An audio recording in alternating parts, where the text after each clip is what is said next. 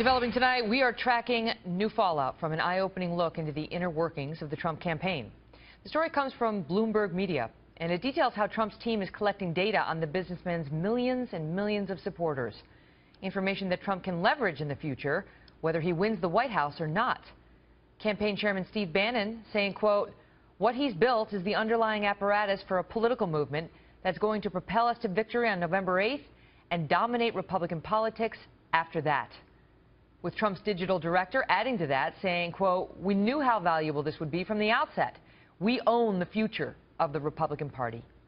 Joining us now, Fox News contributor and syndicated columnist Charles Krauthammer.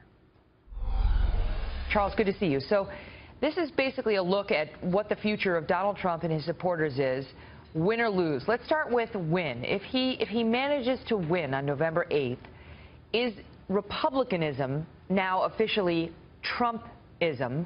And what does that mean for the so-called mainstream Republicans like you know, like Rich Lowry? Well, I think it's quite possible. I mean, if you win the presidency, essentially you reshape or you shape your party. The Republicans were not a strictly completely conservative, unconflicted conservative party before Ronald Reagan. They had a very strong Northeast liberal wing.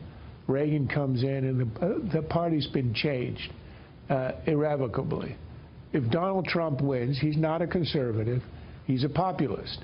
And he will have a little more resistance than Reagan did, because he was in tune with the general zeitgeist of the party.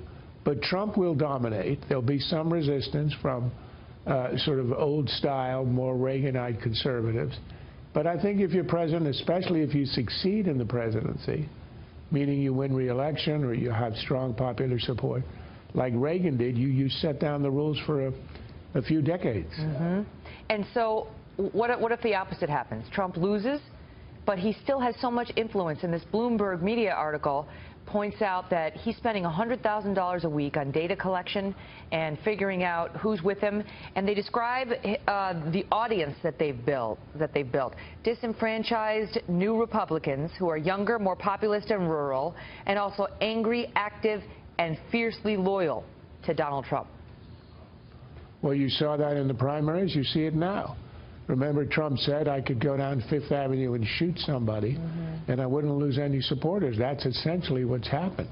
Through thick and thin, through the Access Hollywood tapes, which would have sunk anyone, a lot of other things before. But where do and after. they go? I mean, what do they do with that loyalty when he's no longer running for office? Well, that will depend on him. He has himself a plurality of Republicans. Not a majority, as we saw in the primaries, but he's got a sizable chunk, larger than anybody else's. So the question is, what does he want to do with it? Is he going to be Cincinnatus or George Washington and ride away into the sunset? If you lose a presidential election in American history, especially modern American history, you're gone. You know, there's no Mondale, there's no Dukakis. You have your chance, you lose, you don't show up again. But that would be different with Trump. He sort of created, or he discovered his own constituency. They feel they have nowhere else to go.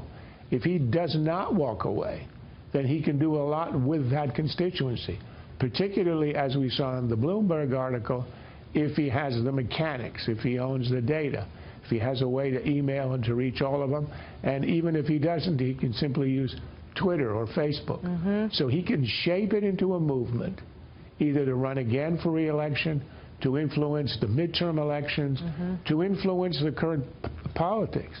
If Trump decides to stay in the game, the first test will be whether he can successfully bring down Paul Ryan, who's become a nemesis of his, and then we'll know how transitive is his influence. Right, because if you look what happened with John McCain, of course he went back to the U.S. Senate, but Mitt Romney, you know, he didn't really, for a while he was considered, you know, a Republican leader, but his influence has definitely diminished. And the question is whether the same thing would happen to Trump. And you're saying it depends on Trump. But all along he said, look, if I lose, this is all for nothing. It was been a complete waste of time, and I'm going to go back to running my successful business and, you know, focus on profit making. So it's really up to Trump. We've speculated about a lot about Trump TV and whether he wants to build a media empire. But it's up to Trump, and we're really unsure if he loses this thing, whether that's something he has any interest in, as opposed to building buildings, licensing out his name, and doing all the other things that have made his company, you know, what it is.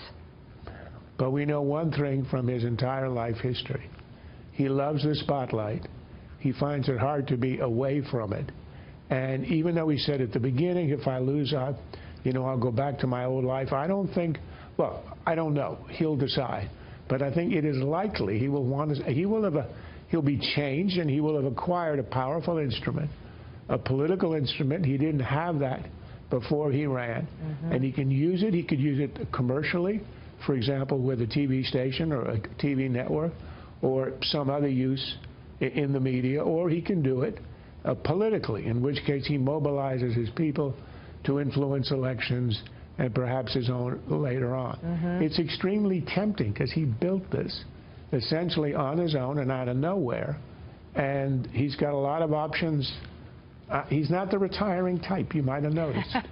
Well, I mean, even if Trump doesn't win on November 8th, he has acted as a voice for large numbers of people who feel disenfranchised, and we'll see whether Trump chooses to use that power to continue giving them a voice. He'd much rather do it from the Oval Office, and he may yet do that too. Go ahead, Charles. And we will see if the so-called establishment is able to recognize the power and the needs of that constituency and to alter its policies to accommodate them. Yeah. That, I think, would go a long way as well in determining how this constituency is responded to. Charles Krauthammer, great to see you. Thank you. My pleasure.